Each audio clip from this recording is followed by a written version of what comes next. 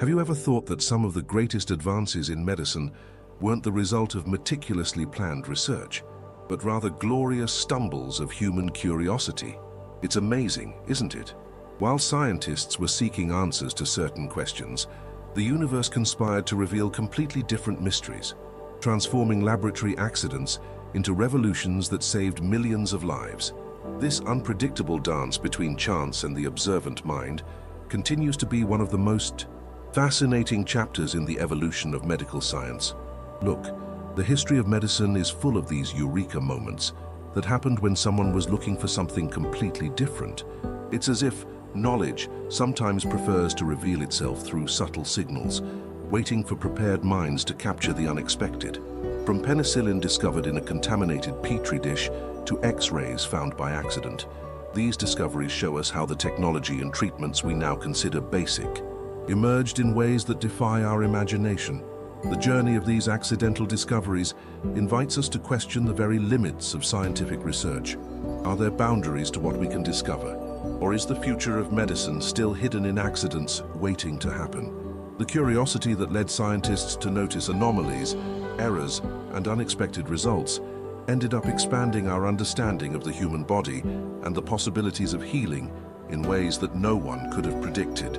If you're also intrigued by these fortuitous encounters between chance and human intelligence, with this dance between methodical exploration and revolutionary discoveries, then you'll love our journey today. We'll dive together into the surprising stories behind medications, vaccines, and medical technologies that were born from the unexpected and ended up completely redefining our existence and our relationship with health and disease. Shall we explore how small accidents in laboratories around the world transformed into some of the greatest revolutions in medical history? Get ready to discover how chance, when it meets a mind prepared by science, can create possibilities that forever transform the destiny of humanity. The story of penicillin begins with a messy laboratory and ends with one of the greatest revolutions in modern medicine. In 1928, Scottish bacteriologist Alexander Fleming returned from vacation to find something curious in his laboratory at St. Mary's Hospital in London. One of his petri dishes, where he was cultivating Staphylococcus bacteria, had been contaminated by a fungus. Nothing extraordinary so far. Contaminations were common, but what caught Fleming's attention was an intriguing detail. Around the mold, there was a halo where bacteria simply wouldn't grow. Most scientists would have discarded the plate as a ruined experiment. Fleming, however, saw beyond the apparent failure. When I woke up on that morning of September 28, 1928, I certainly didn't plan to revolutionize medicine by discovering the world's first antibiotic or bacteria killer, Fleming commented years later. This casual observation triggered a series of experiments where Fleming isolated the fungus, identified as Penicillium notatum, and discovered that it produced a substance capable of killing various disease-causing bacteria. He called this substance penicillin. Fleming's curiosity transformed a laboratory accident into a scientific observation that would forever change the course of medicine. The path from discovery to practical application, however, was long and full of obstacles. Fleming published his findings in 1929, but couldn't isolate penicillin in sufficient quantities for medical use. The knowledge remained practically dormant for a decade, until the urgency of World War II brought new light to the discovery. In 1939, Australian pathologist Howard Florey and German biochemist Ernst Chain, working at Oxford University, resumed Fleming's research. The need to treat wounded soldiers in combat accelerated the technological development necessary to produce penicillin on a large scale. The first clinical tests were almost miraculous.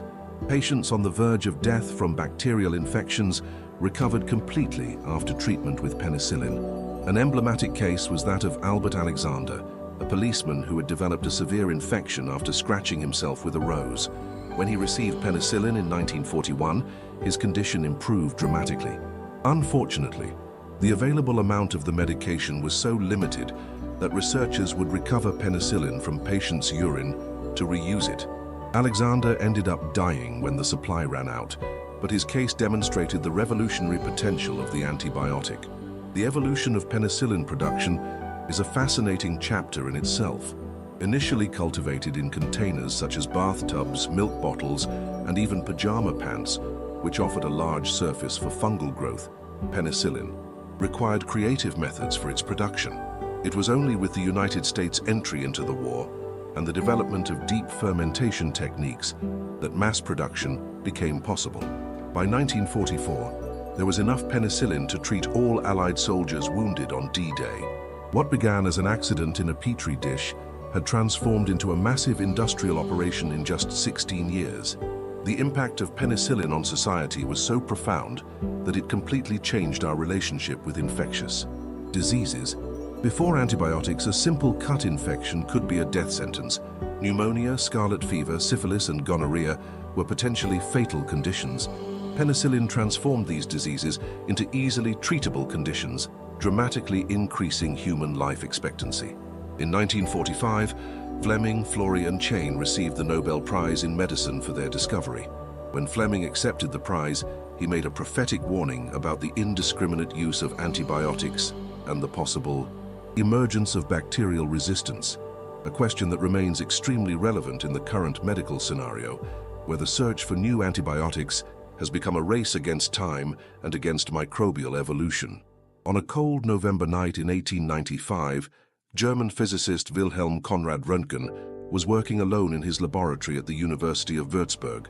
Fascinated by the mysterious cathode rays, Röntgen was conducting experiments with vacuum tubes and electricity when he noticed something extraordinary. Even with the tube completely covered by black cardboard, a fluorescent screen nearby emitted a greenish glow when the equipment was turned on. This defied everything known about physics at the time. Some kind of invisible radiation was passing through opaque materials. What's happening here? Röntgen must have wondered, seized by the curiosity that defines great scientists. In the following 7 weeks, Röntgen practically isolated himself in his laboratory, sleeping and eating. Right there, obsessed with understanding the nature of that mysterious radiation that seemed to defy the known laws of physics. He discovered that these invisible rays passed through various materials, including wood, paper, and even human flesh, but were blocked by metals and bones. Not knowing exactly what they were, he called them X-rays, using the letter X as a mathematical symbol for the unknown. The discovery was so surprising that Röntgen himself doubted his senses. "I didn't believe it could be true," he confessed later. To confirm his discovery, he performed an experiment that would go down in history. He positioned his wife Bertha's hand on a photographic plate and exposed it to the rays for 15 minutes. The result of this improvised experiment was the first radiograph in history, a ghostly image showing the bones of Bertha's hand and her wedding ring. When she saw the image, Bertha exclaimed in horror, "I have seen my death." Her reaction reflected the profound and almost supernatural impact the technology would have on society. On December 28, 1895, Röntgen submitted his first paper on the discovery on a new kind of ray to the Physical Medical Society of Würzburg. The news spread with impressive speed for the time, crossing continents in a matter of weeks. What began as an accident in an experiment on cathode rays had transformed into a revolution that would allow doctors, for the first time in history, to see inside the human body without the need for surgery. The medical application of X-rays was almost immediate. Just 6 months after the discovery, doctors in Europe and America were already using the technology to diagnose bone fractures and locate foreign objects in the body. During the Balkan War, 1897, X-rays were used on the battlefield to locate bullets in wounded soldiers. The technology rapidly expanded beyond orthopedics, being applied in dentistry in the diagnosis of tuberculosis, one of the main causes of death at the time, and in the study of developing anatomy. Medicine, which for millennia had depended only on external observation and reported symptoms, gained literally a new dimension of knowledge. The enthusiasm for the discovery, however, came before understanding the risks. The first radiologists worked without any protection, frequently exposing their own hands to the rays to calibrate the equipment. The consequences were devastating. Severe burns, cancer, and amputations became common among the pioneers of radiology. Clarence Daly, an assistant to Thomas Edison, who worked on the development of X-ray tubes, was probably the first fatal victim of radiation, dying in 1904 after years of exposure that resulted in the amputation of both arms. These tragedies led to the development of the first radiological protection practices, establishing the foundations for the safety that we now consider fundamental in medical procedures. The evolution of X-ray technology throughout the 20th century completely transformed medical diagnosis and paved the way for other imaging technologies, from fluoroscopy to computed tomography, from angiography to mammography. All have their roots in that November night when Röntgen noticed an unexpected glow. In 1901, he received the first Nobel Prize in physics for his discovery, but curiously never patented the technology, believing it should benefit all humanity. "There is no commercialization. It is a gift to humanity," he reportedly said. This altruistic decision allowed for the rapid dissemination of the technology, saving countless lives. Today, more than 125 years later, we perform about 3.6 billion X-ray exams annually worldwide, an extraordinary legacy for a discovery that began with a curious scientist observing an inexplicable phenomenon in his laboratory. In 1956, engineer Wilson Greatbatch was working on a device to record heartbeats at the Chronic Disease Research Institute Hospital in Buffalo, New York. With electronic components spread across his workbench, Greatbatch made what many would consider a trivial mistake. He installed a resistor of incorrect value in the circuit he was assembling. When he turned on the device, instead of recording heartbeats as planned, it began to emit rhythmic electrical pulses, one per second, followed by a pause. The sound reminded Greatbatch of something familiar, as he had previously studied heart problems. "I looked at that constant and regular pulse, and it was like a light bulb going on over my head," he recalled years later. "I realized at that moment that my mistake could be the basis for an implantable cardiac pacemaker." Greatbatch's curiosity led him to transform that accidental error into a mission. At that time, the only available pacemakers were huge external machines, the size of televisions, which required constant connection to electricity and caused painful burns to patients. People with heart block, a condition where the heart's natural electrical system fails, had few treatment options and a drastically reduced life expectancy. Initially working in his own garage, Greatbatch dedicated 2 years to developing a pacemaker prototype that could be implanted inside the human body. The challenge was immense: to create a small, reliable device that, above all, would work continuously in a humid and corrosive environment like the interior of the human body. The first major technological barrier was the power source. Batteries available at the time were not suitable for long-term medical use. Greatbatch experimented with different types of batteries until he discovered that mercury zinc cells could work for approximately 2 years before needing replacement, enough time to make the implant viable. In 1958, he tested his prototype on a dog with promising results. Cardiac surgeon Dr. William Chardak, impressed with the invention, became his partner in development. "This is an advancement the world is waiting for," declared Chardak, after seeing the device in operation. In 1960, the first pacemaker was implanted in a human, a 77-year-old man who lived for another 18 months with the device before dying of unrelated causes. The evolution of the pacemaker in the following decades was extraordinary, driven by scientific curiosity and parallel technological advances. The first devices were programmed to a fixed rhythm, regardless of the patient's activity. Today, we have intelligent pacemakers that automatically adjust heart rate according to the body's needs, allow remote monitoring, and can even send data to the doctor through wireless connections. The size has also decreased dramatically, from a device the size of a deck of cards to tiny capsules that can be inserted directly into the heart chambers without invasive surgery. Each advance expanded treatment possibilities and improved patients' quality of life. The social and human impact of the pacemaker is difficult to measure. Before this technology, people with complete heart block rarely survived more than 3 years after diagnosis. Today, patients with pacemakers often have a life expectancy comparable to the general population. Transformation stories are common. Athletes who return to competition, grandparents who live to meet their grandchildren, professionals who return to work.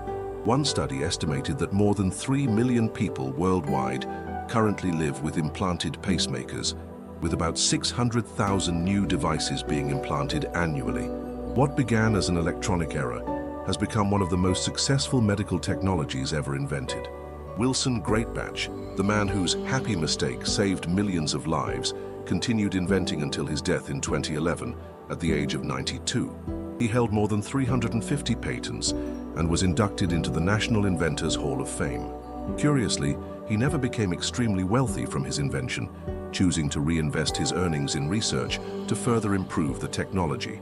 "I didn't do it for the money," he once said. "I did it because it was fascinating and because I knew it could help people." His story reminds us that at the intersection of scientific curiosity and chance, discoveries can emerge that transform our existence in unimaginable ways. The pacemaker, born from a seemingly insignificant error, continues to be a powerful symbol of how technology, guided by curiosity and the desire to explore the unexpected, can expand the limits of human life and redefine what we consider possible in modern medicine. Throughout this journey through accidental medical discoveries, we have witnessed how the universe of science sometimes reveals its greatest secrets through unexpected paths. From penicillin born in a contaminated plate, through X-rays discovered during experiments with vacuum tubes, to the pacemaker that emerged from a circuit error, each of these stories shows us that scientific curiosity, when combined with chance, can trigger profound transformations in human existence. These moments of serendipity invite us to question how many other revolutionary discoveries are waiting for us, hidden in failed experiments or seemingly trivial observations. The history of medicine teaches us that the most significant advances often occur at the frontiers of knowledge, where prepared scientists recognize extraordinary potential in what others might discard as error or anomaly. Perhaps the true mystery is not just how these discoveries happened, but how many other possibilities remain unexplored. In laboratories around the world, how many subtle signs of future medical revolutions go unnoticed every day? The evolution of science depends not only on rigorous methodologies, but also on the human capacity to embrace the unexpected, to see patterns where others see chaos. And have you ever thought about how happy accidents shape your own life? What personal discoveries emerged from paths you didn't plan to follow? Share in the comments your own story of serendipity, that moment when a mistake or coincidence led to something surprisingly valuable. We will continue exploring these fascinating intersections between chance and intelligence in our next meetings, unraveling how human curiosity continues to expand the possibilities of medicine and technology. After all, as these stories show us, sometimes humanity's greatest advances begin with someone noticing something that simply shouldn't be there, and having the courage to ask, why?